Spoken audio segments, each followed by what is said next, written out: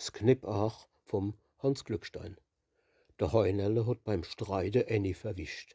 Jetzt läuft er rum mit 'm Farbenkasten im Gesicht.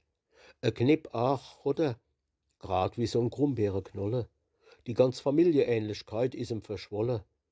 Der Aachedeckel hat ihm der andere verschlagen, dass er dick is wie 5/4 Pfund Schwademacher. Der Bause, der hängt ihm bis auf de Backe runter und wie e Bächelchen laufen sei Träne runter. Mensch grad's het ihm einer sein Gesicht tätowiert und dort auf de Schwellkopf so'n Regenbogen lackiert. Des juckten und brennten und beißt und rumort, wie wann ihm 'n Scherhogen drin rum wird gebohrt. Kei Wunder, des hat ja vorhin nicht schlecht geblitzt. Die Funken sind ihm nur grad aus'm Ach rausgespritzt. Wie's Gewitter hat er de Knippel am Achtrag gehabt, wie ihm sein Freund eins in die Visage hat gebappt.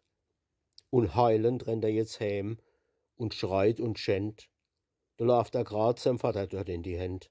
Und wie der sieht, wie sein Sprössling im Gesicht is vermalt, da hat ihm noch gehörig sei Hose versohlt.